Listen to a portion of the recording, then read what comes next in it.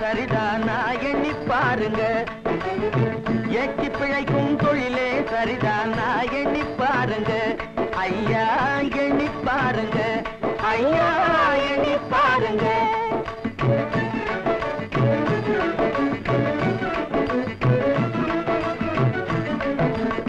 நாட்டியப்பா சங்கிலி கருப்பா பூச்சி காட்டும் போக்கிரி துப்பா, நாட்டியப்பா சங்கிலி கருப்பா பூச்சி காட்டும் போக்கிரி துப்பா, மூட்டை அடிச்சா உன்னையே விடுவா நான் நினைச்சு பாருங்க, மூட்டை அடிச்சா உன்னையே விடுவா நான் நினைச்சு பாருங்க, நல்லா நினைச்சு பாருங்க, நல்லா நினைச்சு பாருங்க.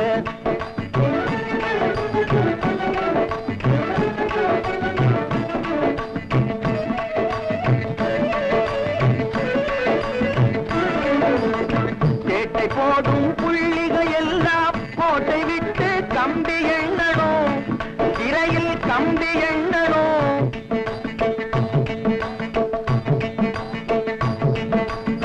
சேட்டை போடும் புள்ளிகள் எல்லாம் கோட்டை விட்டு கம்பி எண்ணணும். கோட்டை உடைக்கும் புலியே இதை நீங்க புரிந்து கொள்ளுங்க, கோட்டை உடைக்கும் கோட்டை உடைக்கும் கூட்டை உடைக்கும் கூட்டை உடைக்கும் புலியே இதை நீங்க புரிந்து கொள்ளுங்க, நீங்க புரிந்து கொள்ளுங்க, நீங்க புரிந்து கொள்ளுங்க.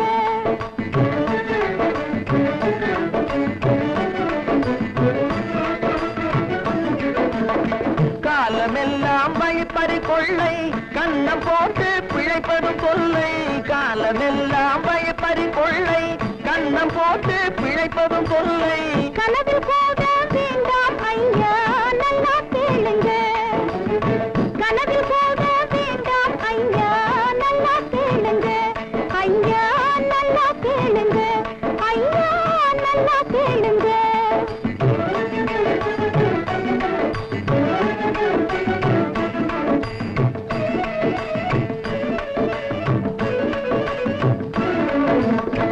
ஊரை அடித்து பிழைக்கவும் வேண்டாம்,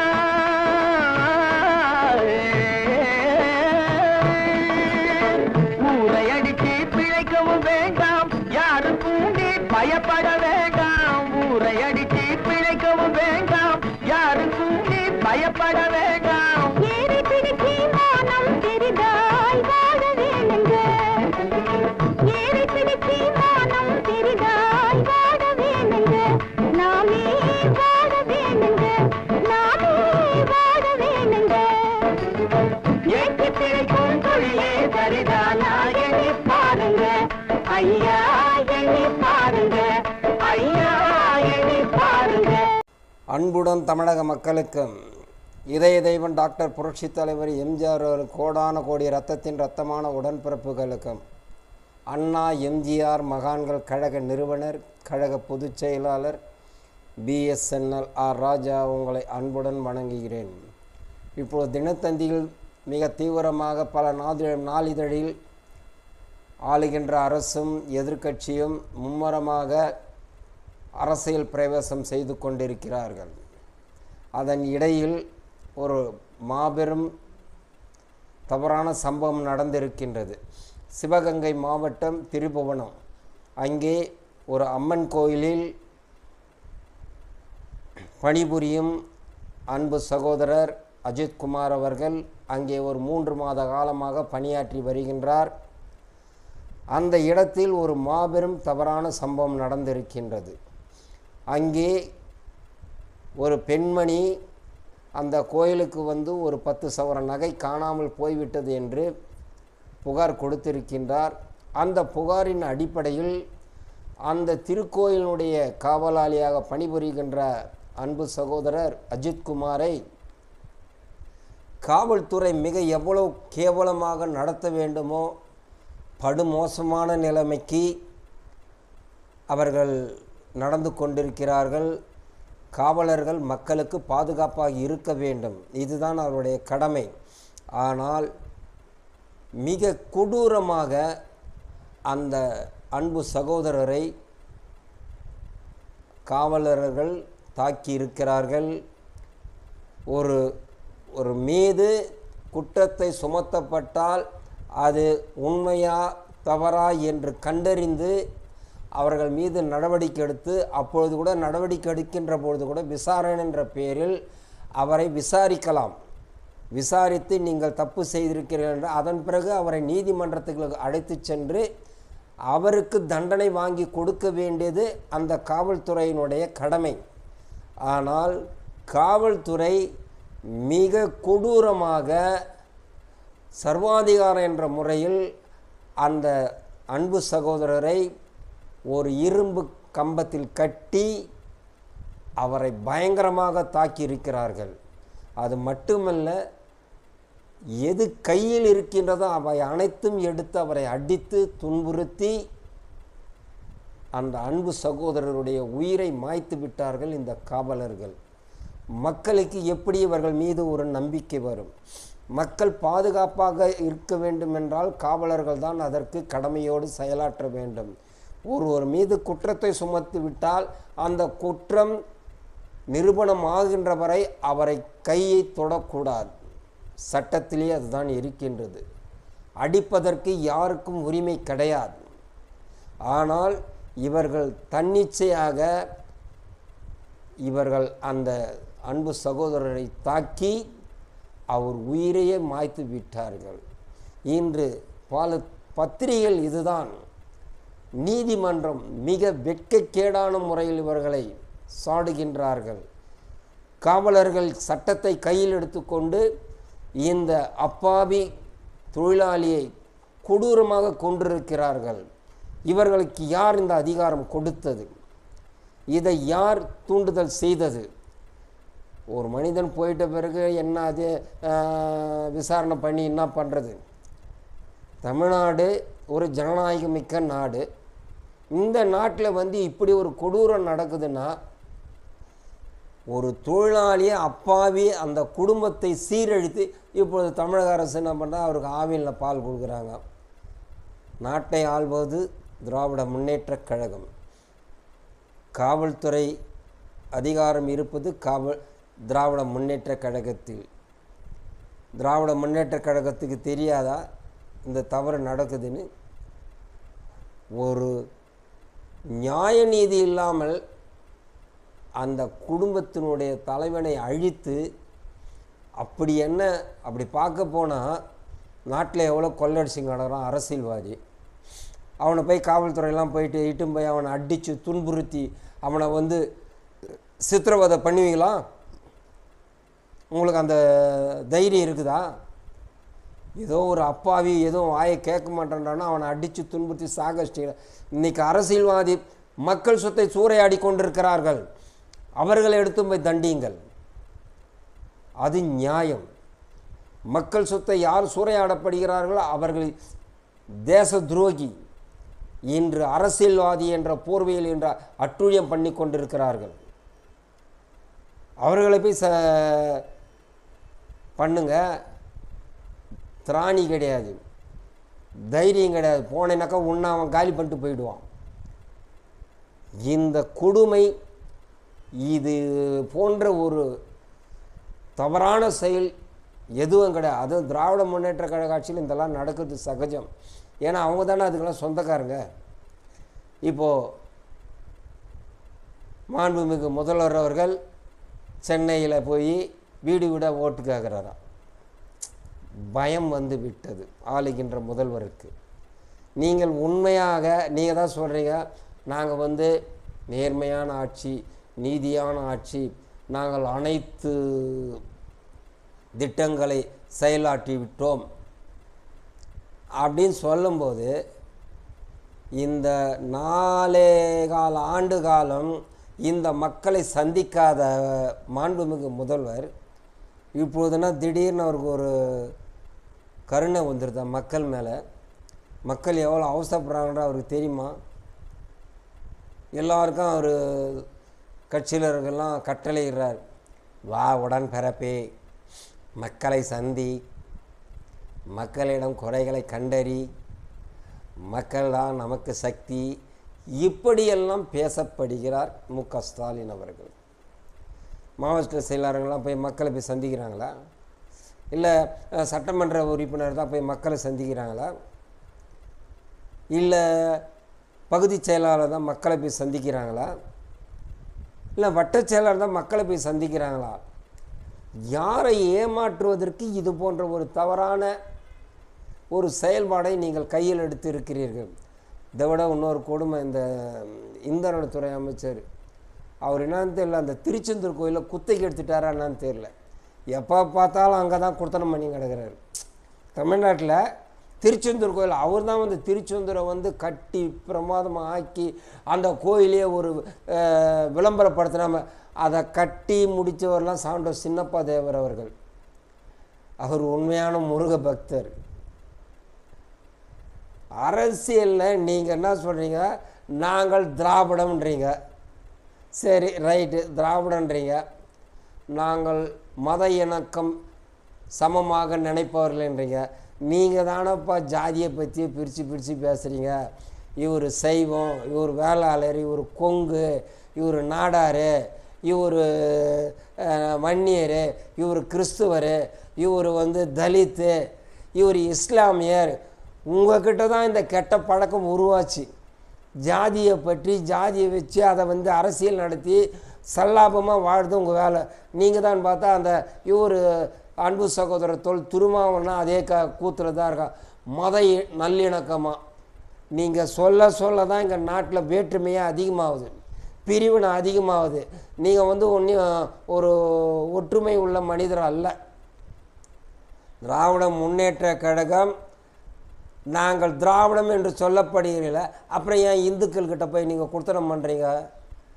எங்களுக்கு வந்து நீங்கள் சாமி கும்பிட்டா அது வந்து விரோதம், நாங்கள் வந்து திராவிடம் அப்படின்னு சொல்லி ஏமாத்துறீங்கள. அந்த இந்து இல்லைன்னா நீங்கள் எது? எங்கே இதெல்லாம் கற்றுக்கினி இதெல்லாம் வந்து அரசியல் பண்ணி கிடக்குறீங்க? புரட்சி தலைவர்கிட்ட எம்மதமே சம்மதம், பேரறிஞர் அண்ணாக்கிட்ட எம்மதமே சம்மதம், அவ்வளோதான். பேரறிஞர் அண்ணா சொன்னார் ஒன்றே குலம் ஒருவனே தான், அதோடு அவர் நிறுத்திட்டார். அந்த நல்ல ஒரு கலைஞர், நான் தமிழன் நான் தமிழன் தமிழன் தமிழ்னு சொல்லி இலங்கை தமிழரெல்லாம் கொத்து கொத்தாக சாகடிச்சு வச்ச நல்ல மனுஷன் அவர். இன்றைக்கி நீங்கள் வந்து சமத்துவத்தை பற்றி பேசுகிறீங்க. தமிழர்களை பாதுகாக்கப்படும், தமிழர்கள் உரிமை பாதுகாக்கப்படும், இந்த தமிழ்நாட்டை நாங்கள் காப்போம். நீங்கள் தான் நாட்டை காட்டி கொடுத்தா மாதிரி அந்த கச்சத்தீவை காட்டி கொடுத்துட்டீங்க. அன்றைக்கி உங்கள் அப்பா வந்து இந்திரா காந்தி அம்மாக்கிட்ட அடமானம் வச்சிட்டாரு. இப்போ வந்து நாங்கள் மீட்போம். எங்கே மீட்ப? அதை தான் கொடுத்தாச்சு இல்லை, கொடுத்தது தான். இலங்கை தமிழர் செத்தது தான். இங்கே தமிழ்நாட்டில் தான் நீ ஏமாற்றிங்க அடைகிறீங்க. இதில் வேறு உங்கள் இந்தாரணத்துறை அமைச்சர் வந்து அவர் ஆந்திரா மாநிலத்தில் துணை முதல்வர் பவன் கல்யாண், அவர் இங்கே திருக்கோயில் விஷயத்துக்காக அவர் வந்து இங்கே நிகழ்ச்சியில் கலந்துக்கினா நீ வந்து தமிழ்நாட்டில் வந்து நீ தேர்தலில் நிற்பியா? எந்த அறிவாளியாவது கேட்பாங்களா? அவர் ஆந்திராவில் துணை முதல் மந்திரி, அவர் வந்து இங்கே தமிழ்நாட்டில் நிற்பார்னாக்கா அவருக்கு பைத்தியம் பிடிச்சிக்கிச்சா இல்லை உங்களுக்கு பைத்தியம் பிடிச்சிக்கிச்சான்னு எனக்கு தெரில. ஒரு மாநிலத்தை விட்டு மாநிலம் வராங்கனாக்கா அவங்க வந்து தமிழ்நாட்டில் அவங்களுக்கு ஒரு மரியாதை நிமித்தமாக எந்த இயக்கமோ அவங்களுக்கு வந்து ஒரு மரியாதை செலுத்துது. நீங்கள் மட்டும் பீகாருக்கு போவீங்க, அப்புறம் வந்து மம்தா பானர்ஜிக்கிட்ட போவீங்க, கல்கட்டா கிட்ட போவீங்க, அப்போல்லாம் உங்களுக்கு அந்த இது கிடையாது. உங்களுக்கு ஒரு நியாயம், இன்னொருத்தருக்கு ஒரு நியாயம். எங்கேருந்து தான் இந்த திராவிட முன்னேற்ற கற்றுக்கிச்சே தெரியல. இப்போ வந்து ஊடாக போய் ஓட்டு சேர்க்குறீங்க. இப்போவே உங்களுக்குள்ள பயம் வந்துடுது, நாம் நாளைக்கு வருவோமோ வரமாட்டோமான்னு. நீங்கள் தான் மார்த்தடி சொல்கிறீங்களா? மு.க. ஸ்டாலின் அவர்கள் சொல்கிறார், நாங்கள் 200 இடத்துக்கு மேல் வெற்றி பெறுவோம், 15 ஆண்டு காலத்துக்கு எங்களை அசைக்க முடியாது. அந்த நம்பிக்கை உள்ளவர் ஏன் இப்போயே நீங்கள் வந்து வீடு போய் வாக்கு சேகரிக்கணும் போகிறீங்க? அது இல்லாத நீங்கள் பணத்தை கொடுத்து ஓட்டு வாங்குகிற ஆசாமிங்க. உண்மையான அரசியல்வாதியாக இருந்தால், நீங்கள் அண்ணாவின் கொள்கை உடையவர்களாக இருந்தால், 10 நயா பைசா செலவு இல்லாமல் தேர்தல் களத்திலே நீங்கள் என்ன ஆட்சி செய்தீர்கள், என்னென்ன நன்மைகள் செய்தீர்கள், இவை அனைத்தும் அந்த மக்களிடத்தில் நீங்கள் பிரச்சாரம் செய்யுங்கள். நாங்கள் இந்த மக்களுக்காக இவைகள் செய்தோம், இந்த மக்கள் நன்மையாக இருந்தார்கள், நிம்மதியாக வாழ்ந்தார்கள், எங்கள் ஆட்சியில் எந்த குறையும் இல்லாமல் இருந்தார்கள் என்று தைரியமாக உங்களால் முடியுமா? ஒருபோதும் முடியாது. இப்போவே தயாராக இருக்கிறாங்க. இப்போயே நீங்கள் என்ன பண்ணுறது, தேர்தல் காணல் என்று அவர்களை வரவழைத்து பேசி அவர்கிட்ட என்ன சொல்லுவீங்க, உன்னால் எவ்வளோ செலவு பண்ண முடியும்? முதல் கேள்வி இதுதான். 100 கோடி வச்சுக்கிறியா, 200 கோடி வச்சுக்கிறியா, தேர்தலை சந்திப்பியா? எதுக்கு அதெல்லாம்? மக்களுக்கு பணியாற்றவர்கள் ஏன் பணத்தை செலவழிக்கணும்? உண்மையை சொல்லுங்கள். இந்த தொகுதியில் பல பிரச்சனைகளை நான் தீர்ப்பேன், அவர்கள் மக்கள் எந்த ஒரு குறை இல்லாமல் வாழ்வதற்கு நான் வழிவகை செய்வேன். என்னை சட்டமன்ற உறுப்பினராக தேர்ந்தெடுத்தால் 5 ஆண்டு காலத்தில் அந்த மக்களோடு மக்களாக நான் பணியாற்றுவேன் என்று நீங்கள் உறுதி பத்திரம் உங்களால் கொடுக்க முடியுமா? இப்போ நான் சைதை சட்டமன்றத்தில் நான் நிற்க போகிறேன். நான் தெளிவாக சொல்லுவேன், நான் உங்களுக்கு எழுதி தரேன், உங்களுக்கு நான் என்ன செய்யணும்னு சொல்லு, உங்கள் வரிப்பணம், உங்களுக்காக நான் பணியாற்றுவேன். இது என்னுடைய உறுதிமொழி. இது படிவத்தை நான் உங்களுக்கு சமர்ப்பிக்கிறேன். என்னை எந்த நேரத்தில் நீங்கள் சந்திக்கலாம். ஏனென்றால் நான் உங்கள் ஊழியன், உங்கள் சேவகன், உங்கள் தொண்டன். நீங்கள் எனக்கு முதலாளி. இதை தான் நான் வலியுறுத்துவேன். நீங்கள் அது மாதிரி உங்களால் சொல்ல முடியுமா? யார் கோடி கோடியாக பேசுகிறானோ அவனுக்கு தான் சீட்டு கொடுக்க போகிறீங்க. ஏன்னா ஜெயிச்சிடணும். நீங்கள் தான் 15 வருஷ காலம் ஜெயிப்புன்னு சொல்லிக்கிறீங்களே, தமிழ்நாட்டை நல்லா திறமையாக ஆட்சி ஆளுன்னு சொல்கிறீங்களே. நீங்கள் அல்ல, உங்கள் அப்பா இல்லை, யார் வந்தாலும் முடியாது. அது ஒரே ஒப்பற்ற தலைவர், தங்கத் தலைவன், பொன்மனச்செம்மல், புரட்சி தலைவர் எம்ஜிஆர் ஒருவர் மட்டும்தான். அவர் முகத்தை பார்த்து மக்கள் வாக்களித்தார்கள். ஏனென்றால் அவர் நல்லதை செய்வார், நாட்டு மக்களுக்கு நன்மையை செய்வார், எந்த குறைபாடு இல்லாமல் மக்களை வாழ வைப்பார் என்ற நம்பிக்கை அவர்களிடத்தில் இருந்து. இப்போ நீங்கள் பணத்தில் எடுத்தும் போகிறீங்க பொட்டி பொட்டியாக. எனக்கு பத்திரிகை பார்க்கும்போது சிரிப்பு வருது. என்னடா அது, மாண்புமிகு முதல்வர் சென்னையில் போயிட்டு இப்போயே வீடு வீடாக ஓட்டு கேட்குற, இன்னும் ஒரு 10 மாதம் தானே இருக்குது, இப்போயே ஒரு உடனடியாக போயிட்டு இருக்கிறாரு. ஓ, அப்போ இவருக்கு பயம் வந்துடுது. பயம், ஒரு மனிதருக்கு பயம் வந்துவிட்டால் எதை பார்த்தாலும் பயம். இன்று அரசியல் பலவிதமாக இருக்கின்றது. இவர் ஒரு பக்கம்னா அதிமுக, அதை விட மறுபக்கம் அவர் இப்போ ஊர் ஊராக ஓடுறாராம் எடப்பாடி. ஏன் இவ்வளோ காலம் இருந்தீங்களா, ஓட வேண்டியது தானே. அப்போல்லாம் மக்கள் மீது அன்பு இல்லை, பாசம் இல்லை, அவர்கள் கஷ்டப்படுவார்கள, அதெல்லாம் அப்போ தோணலையா எடப்பாடி பழனிசாமி அவர்களுக்கு? தமிழக முதல்வருக்கும் எடப்பாடி பழனிசாமிக்கும் மக்கள் மீது அவ்வளோ கருணை வந்துடுதா? உங்களுக்கு எவ்வளோ சொத்து இருக்குதுன்னு அது எதிராளி தான் கணக்கிடுவாங்க, தெரியும். முதல்வருக்கு எவ்வளோ சொத்து இருக்குது, எடப்பாடிக்கு எவ்வளோ சொத்து இருக்குது, உங்களுடைய பூர்வீக சொத்து எவ்வளோ, நீங்கள் எப்படிலாம் வந்தீங்க, எப்படியெல்லாம் இன்றைக்கி வாழ்ந்து கொண்டிருக்கிறீங்க. உண்மையான பொதுநலவாதி வருகின்ற போது உங்களுடைய செயல்பாடு அத்தனை மக்கள் முன்னிலையில் சமர்க்கப்படும். அது கண்டிப்பாக நடக்கும், மாறவே மாறாது. புரட்சி தலைவர் எம்ஜிஆர் பாடியதான் ஏமாற்றாதே ஏமாறாதே. இந்த பாடலை கவிஞர் வாலிக்கிட்ட இந்த வரிதான் நீ எழுத வேண்டும் என்று புரட்சி தலைவர் சொன்னார். அன்றே புரட்சி தலைவர் தெரிஞ்சிருது, இந்த நாட்டு மக்களை ஏமாற்றக்கூடிய அரசியல் என்பது புனிதமான பயணம். ஆனால் இன்று புழுதிக்காடாக மாற்றி விட்டார்கள். 10 மாதம் இருக்கும்போதே இப்போ எல்லாம் காவடி தூக்க ஆரம்பிச்சிட்டாங்க. இவங்க ஒரு பக்கம்னாக்கா இன்னொருத்தர் புதியவர் வந்திருக்கிறாரு, அவர் ஒரு பக்கம் அவர் பிரச்சாரம் பண்ணுறாரு. ஒரு பக்கம் திருமாவளவன் மத இணக்கம் நல்லிணக்கமாக இருக்கணும். இங்கே எல்லா மக்களும் நல்லபடியாக தான் இருக்கிறாங்க. ஆனால் நீங்கள் தான் மதவாதம், பிரிவினவாதம் எல்லாத்தையும் உருவாக்குறீங்க. இது ஒரு பக்கம்னாக்கா இன்னொரு பக்கம் ஒருத்தர் அவர் வன்னியர் கட்சியாக முதல் சங்கமாக ஆரம்பித்தார். அதன் பிறகு என்ன பண்ணார், அது பாட்டாளி மக்கள் கட்சியாக மாறிட்டார். இப்போ அப்பாவுக்கு பிள்ளைங்க அங்கே சண்டை, ஊருப்பட்டார் கூத்தாடி கொண்டாடுறவங்க இவங்க 2 பேரும் சண்டை போகிறதுனால மற்ற கட்சிக்கு கொண்டாட்டம் ஆயிடுச்சு.